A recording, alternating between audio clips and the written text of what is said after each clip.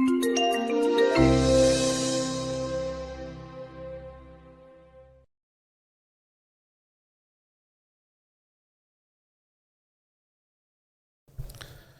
me now from the Old Mutual Investment Group is Mpho Mtsi. Thank you so much. Thank you for joining us. Thank you. Mpho, what is your role at Old Mutual Investment Group? I'm a client director, specifically looking after your institutional clients. So the pension funds here are really some of my clients. So the client director is a new word that I've learnt this year, because I never knew the word client director. I've heard of chief client officer. Yes. I've heard of head of client servicing, but client Yes. director is a fancy word. Absolutely. So what is your role? What is your responsibility? You know, I think client director makes a lot more sense than perhaps in the past it might have been called a business development, whether officer, executive, whatever it is, because truly it's not just about developing the business. It's bringing it to its core, what it's about. It's the clients. So, and it encompasses everything. So to many of my clients, I am the face of the business. I'm who they deal with. I'm who they rely on. When there's a problem, I'm the one who gets the call. So it really encompasses everything to ensure that a client experiences us well. I'm looking after the client's best interests. So I also go to my portfolio managers, for example, and I will highlight things that I'm concerned about on behalf of my clients. So that's interesting. It reminds me of a debate. There was a paper written many years ago, many years ago, where they talk about the tribes in asset management. And you have your investment tribe, and you have your marketing client tribe, and you have your administration tribe, and it's about how you integrate all of those into a cohesive unit at the end of the day. Yes. So any comments or stories you can share with me? No, in fact, that's how traditionally, I guess, the asset management business would be spread out.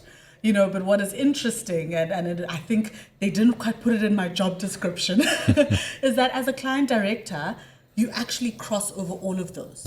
I've had to be very comfortable with operationally what is happening in the background, because once it has an impact on my client, I must know what's going on, or I must at least be able to articulate it to my client. Of course, from an investments point of view, I can't speak on what I don't know. So I have to spend a lot of time with our portfolio managers to ensure that when they speak to me, they're getting at least similar type of experience as they were speaking to my portfolio managers, because unfortunately our portfolio managers can't speak to all the however many clients we have. So absolutely those tribes exist, but I think we sit sort of in the middle, uniting all the different tribes to ensure that overall all are working for the purpose of, again, the client. So you hit the nail on the head. You said the clients are the essence of your business, and that's ultimately your responsibility. You have a passion. I can see it comes through. It's literally, you walked into the studio and I could see it. How do you, across a client base that is so significant for Old Mutual Investment Group, manage to instill that passion in the other people that need to look after those important customers? It's actually such an important question. I think the biggest thing, firstly, is as a team, we want to ensure that everyone actually knows what it's ultimately for. If you're sitting in a corner and you're focused perhaps on a particular operational element, that is your daily focus, you might feel a bit of a disconnect. So we celebrate any client mandate we get. We traditionally, in our old office, we'd ring the bell. Now we have a big gong.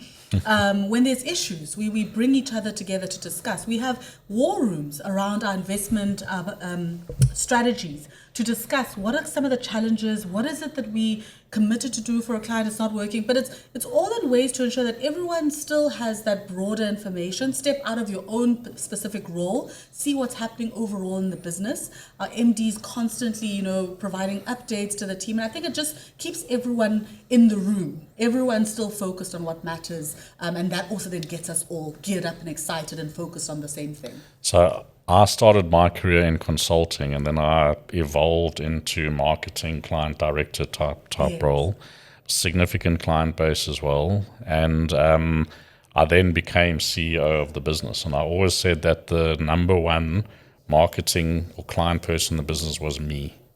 I was the one that needed to be out there speaking to the customers and so on. And I can tell you, we also have a business within our group that helps pension funds get compliant and monitor their cybersecurity according to this new joint standard. And I woke up this morning to a message where we had won another client, which is quite recent. We've won quite a few, and it made my day. I woke up with a smile on my face. I was out of bed and ready to get going. There's something about that feeling of knowing that you've been successful in that regard that is so fulfilling, and it will never leave me. I can tell you that much. It's incredible. You know, we were talking even just yesterday. Some of our clients are asking about us and our families, etc., and we were saying this goes beyond just a job. We all get so involved in each other's lives. Our families know our clients, maybe not all by name, but that excitement obviously transfers to home. You know, so we're all so invested. It just spreads out. And again, it's that sense of accomplishment. It's also that sense of actually remembering. There'll be those moments where we all remember what we're ultimately doing it for. Whether it's a member who says, I never understood this concept before. Now I know. Now I'll make better decisions. You know, whatever it is, you realize there's a far-reaching impact of the big decisions that everyone is doing in this industry. And I think that's also what really excites us. But also from an investment management perspective, the investment managers who have that responsibility and would speak a particular way around that, given their knowledge and understanding, don't always relate that well to the customer who doesn't have the same base of knowledge because they're coming from different backgrounds, different skill sets, and so on. The role that a client director or your team facilitates is giving that client the comfort to be able to ask those questions, to be able to work through those issues of a misunderstanding or no understanding to get to the right answer. And it's not always that easy. So the job is an incredibly important one to make sure the client ultimately feels the value that those investment people are giving to them. And at the end of the day, people buy based on how you make them feel. 100%. I couldn't have put it better. You know, I'm an actuary by profession, and one of the last. What, an actuary and a personality? You must be joking. But yeah, I mean, in the last sort of exams that you write, there's an exam that always trips a lot of actuaries up, and it's called communications. And the whole premise of it is that these technical, you know, concepts and all this jargon, if I cannot bring that down and explain that to my grandmother in the rural areas and make her have sufficient understanding to make a decision, then the failure is on me, not on them. So I think that's an important thing that we always like to do with our clients, that for as long as you're in this room and you're not understanding, it's not on you, it's on us.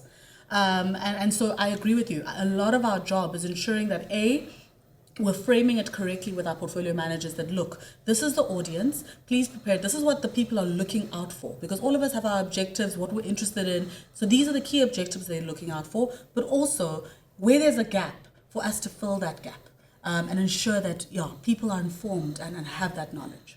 Because I'm so glad I've been able to have this conversation with you. All the other conversations about impact and all the other technical stuff. Anyway, coming to why you guys are here. You've got a stand here, you're interacting. Have you had a speaker as well? We have Sneh Dlamini, our head of client management, was speaking on Africa and really just imploring asset owners not to miss out on the opportunities that are in Africa at the moment. Okay, good. And is there anything that you've noticed in the conference that has stuck out to you? You know, it's always great at these conferences to get to have these interactions with our clients face to face, some of whom we haven't seen for a very long time. But what really struck me is, you know, I alluded to it earlier, there's a sense of family. You know, because we're so used to seeing each other in this conference circuit and even in between, you know, you start to get to know each other, you get to know each other's families, you start to see each other progressing. You know, even our peers in other companies, you're seeing people who maybe might have met when they were just a junior and now they're a client director, you know, portfolio managers who were analysts before and have progressed. So it's actually so amazing to just see the evolution of just this industry, the people involved in it, the eagerness we all still have to learn. So I think for me, that's what struck me. And I think at our stand, it was packed full. And, you know, no one can stay there for just 2 seconds because we're getting caught into these conversations, just all reflecting on how we're all growing together, which is really amazing to me. Okay, well, look, I'll keep you here all day having this conversation. So I'm gonna end this by saying thank you for coming through. Really do appreciate it. It's lovely to meet you, and please keep that passion going. Thank you so much. I really appreciate it. Thanks so much.